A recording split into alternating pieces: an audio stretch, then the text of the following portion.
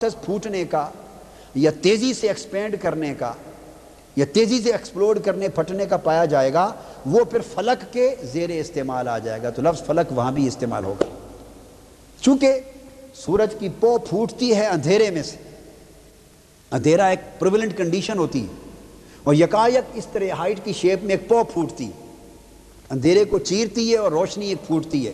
اس پھوٹنے کے عمل کی وجہ سے مجازن وہ بھی فلک ہی کا ترجمہ بن گیا ہے، ڈکشنری میں ہے۔ بعض نے ڈے بریک کہا، مثلا سورج طلوع ہوتا ہے تو مطلع ہوتا ہے یکلخت سورج کی ٹکیا اس میں سے نکلنے لگتی تو مطلع پھٹتا ہے، تو اس کا جو مطلع کا پھٹنا اور سورج کا یکلخت سپلٹ ہونے کے بعد نکلنا، یہ ایک ایکسپلوژن پروسیس ہے، سپلٹنگ پروسیس، اس کی وجہ سے اس کو بھی انہوں نے فلک کے معنی میں لے لیا۔ تو لغت کی کتابوں میں ایک اس کا حقیقی معنی ہوتا ہے اور ایک اسی لغت میں ہی بے شمار جو معنی بیان ہوتے ہیں ان کا مطلب ہوتا ہے کہ یہ لفظ ان معنی میں بھی استعمال ہوتا ہے، وہ استعمال اس کے اس لنک کی وجہ سے مجازن بن جاتا ہے۔ جتنے ترجمے کیے گئے اس وجہ سے کہ there was lack of scientific knowledge, لغوی اعتبار سے درست ہیں سارے معنی، مگر انہوں نے اس کا یہ معنی لے کر تو اپلائی کر دیا۔ اب اور ایک قاعدہ یہ بھی ہے کہ حقیقی معنی چھوڑ کر مجازی معنی کی طرف اس وقت آنا چاہیے جب حقیقی معنی استعمال کرنا ممکن نہ ہو۔ یہ ایک قاعدہ ہے شریعت کے لاز کا، حقیقت متعذرہ کہتے ہیں اس کو، یہ حقیقت مہجورہ کہتے ہیں کہ حقیقی معنی اگر ورکیبل نہ ہو، فیزیبل نہ ہو، پریکٹیکیبل نہ ہو، انڈرسٹینڈیبل نہ ہو، تو پھر اس لفظ کے حقیقی معنی کو چھوڑ کر اس کے مجازی معنی کو لینا ضروری ہو جاتا ہے۔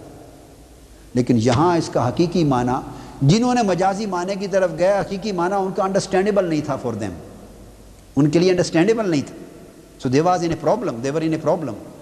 اب اس سائنٹیفک نالج نے حقیقی معنی، اس کی انڈرسٹینڈیبلٹی کلیئر کر دی۔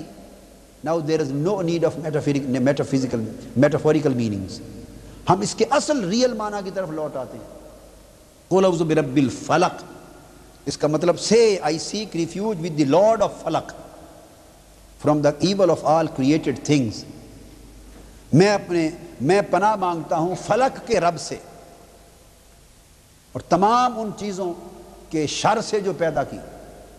اب فلک کے رب سے، اور فلک کا معنی ہوا جیسے میں نے عرض کی ایکسپلوژن اینڈ سپلٹنگ، تو مطلب یہ ہوا کہ میں پناہ مانگتا ہوں اس رب سے جو کائنات کے اس ایکسپلوژن اور سپلٹنگ پروسیس کا رب ہے، جس نے اس پہلے سنگل میس کو اور کائنات کی سنگولیرٹی کو all of a sudden split کر کے ایکسپلوژن کے ذریعے اس کائنات کو پھیلا دیا تھا۔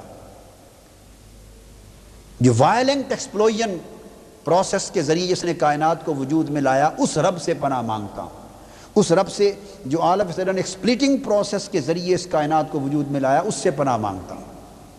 اس لیے قرآن مجید میں لفظ آتا ہے فالق الحب والنوا، وہ دانا ہوتا ہے نا جس میں وہ پھٹتا ہے تو بیج نکل آتا ہے، پھٹتا ہے بعض کا تو کلی نکل آتی ہے اس میں سے، یا کوئی پھٹتا ہے تو بیج بڑھنے لگ جاتا ہے، تو اس کو فالق الحب کہتے ہیں، وہ جو دانا اس کو پھاڑ کر اس میں سے بیج یا کلی نکالنے والا رب، ایکچولی اس چیز کے پھٹنے کے عمل سے۔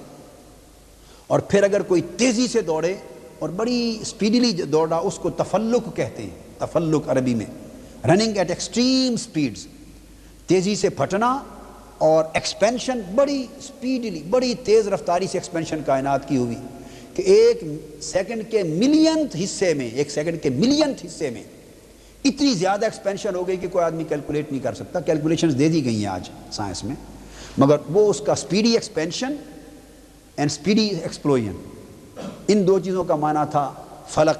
تو قرآن مجید نے معنی کیا اس کا ترجمہ کہ sudden splitting and a violent explosion کا جو پروسیس تھا، اس کے کرنے والے رب سے پناہ مانگتا، اور اس سے جو کائنات کی چیزیں وجود میں آئیں، ان میں جو چیزیں ڈیمیجنگ تھیں، جو فورسز ڈیمیجنگ تھی اور انرجیز، ان کے شر سے بھی پناہ مانگتا۔ This was the real meaning. اب اس کو قرآن مجید اگر ہم اس کو لیں تو میں نے اس کو جو انٹرپریٹ کیا انگلش میں اس ترجمے کو، وہ میں سناتا ہوں۔ ٹیک ریفیوج، اللہ یہ کہہ رہا ہے کہ میری پناہ مانگو۔ کیسے؟ Take refuge in my omnipotence from all created things which have been formed by an explosion and ordered by my lordship attribute. I am your Lord, the ruler of the galaxies, which I have scattered into the infinite reaches of space through a magnificent explosion that started from a singularity. And through this explosion, a lot of forces, energies, radiations, and reactions came into existence, which may be damaging for your life, which may be damaging. So many radiations and reactions and energies may be damaging. X-ray rays, gamma rays, beshumar rays, वगैरह may be damaging for your life. So take refuge from those evils. Those damaging forces are known to be evils, because whoever takes refuge in me is protected from all kinds of evils. قُلْ أَعُوذُ بِرَبِّ الْفَلَقِ مِنْ شَرِّ مَا خَلَقَ.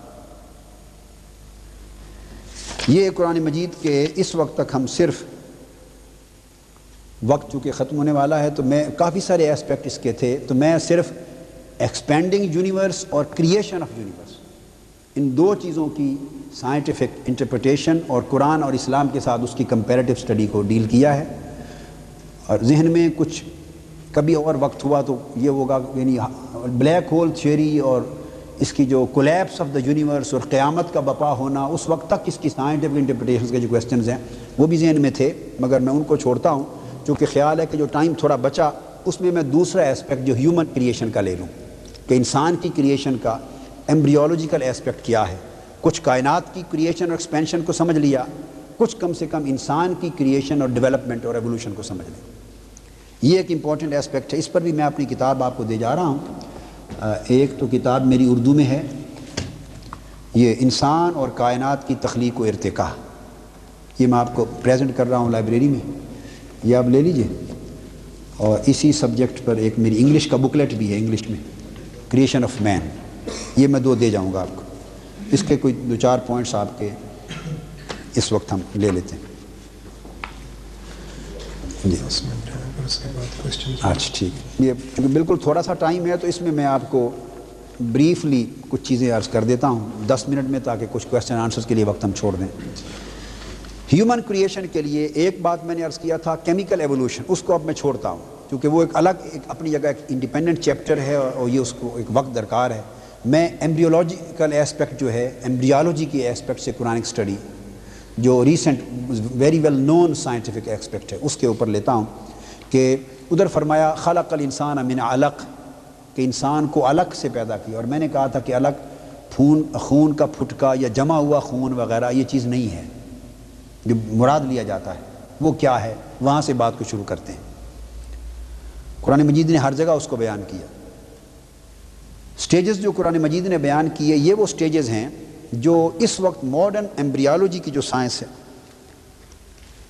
انسانی تخلیق جو رحم مادر میں ہوتی ہے، ووم آف دی مدر میں، اور ایک ایمبریو بنتا ہے، ایک نطفہ سے لے کر ابتدائی سے ایمبریو، اور اس کی ڈیولپمنٹ ہوتی ہے، پھر وہ فیٹس بنتا ہے اور ڈیلیوری تک آتا ہے. یہ پورا پروسیس جو اس کا 9 ماہ کا ڈیولپمنٹل پروسیس ہے، اس کے ابتدائی دور جب تک مائکروسکوپ ایجاد نہیں ہوا تھا، کوئی سائنسدان دنیا کا اس کی ایکوریٹ نالج سے آگاہ نہیں تھا. ہائپوتھیٹیکل نالج تھا، ڈیفرنسز تھے، میں اس پر آؤں گا. 1940 کے بعد جب سٹیٹر نے مائکروسکوپ ایجاد کیا تو پھر مائکروسکوپک سٹڈیز شروع ہوئی. اور it was after Discovery of microscope when the people started microscopic studies of the development of embryo or embryonic development in the womb of the mother. Now science has achieved the stage of accurate knowledge about that. یہ موجودہ اس وقت کے دور کی بات ہے. اس سے پہلے سائنٹیفک نالج کیا تھا؟ اگر بریف تھوڑی سی ہسٹری آپ کو بتاؤں تو ارسطوٹل نے سب سے پہلی کتاب لکھی تھی اور نالج دیا تھا ایمبریالوجی پر، ارسطوٹل نے. اس کا کہنا یہ تھا کہ جو بچے